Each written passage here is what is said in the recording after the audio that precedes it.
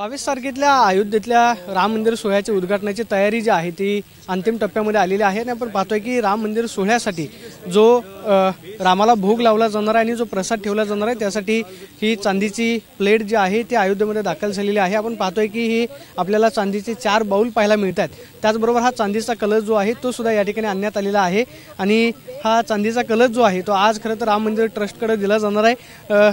जवळपास 15 श्लोक जे आहेत ते आपल्याला खरं तर या प्लेटमध्ये पाहायला मिळतात। ही संपूर्ण चांदीची प्लेट जी आहे ती राम मंदिर ट्रस्टकडे सुपूर्द करण्यात आलेली आहे। आपण खाली पाहतोय की ही हनुमानाची सुबक अशी प्रतिकृती पाहायला मिळते की ज्या हनुमानानं संपूर्ण पर्वत जो आहे तो आपल्या डोक्या हातावरती घेतलेला आहे। अशा पद्धतीची प्रतिकृती या प्लेटवरती दाखवण्यात आलेली आहे आणि हा प्लेट जो आहे तो सध्या राम मंदिर ट्रस्टकडे सुपूर्द केला जातोय। आपण या ठिकाणी पाहतोय की जो कलश या ठिकाणी जे पूजेसाठी पाणी ठेवलं जाणार आहे त्या कलशामध्ये पाणी जे आहे ते ठेवलं जाणार। आपण पाहतोय की सुबक अशी नक्षी जी आहे ती या कलशावरती काढण्यात आलेली आहे आणि आपण पाहतोय की मस्तिष्क त्याचबरोबर सूर्य हा मंगल कलश जो आहे तो या ठिकाणी रेखाटण्यात आलेला आहे।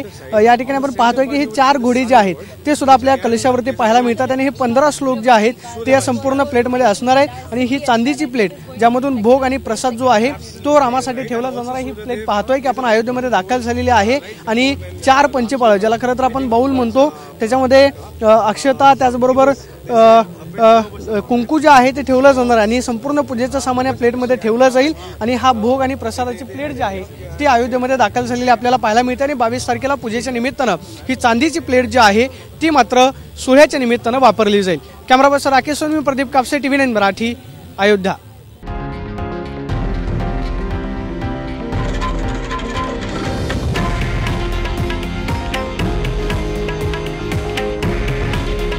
हे आहे देशातील नंबर 1 न्यूज नेटवर्क आणि आपण पाहत आहात TV9 मराठी।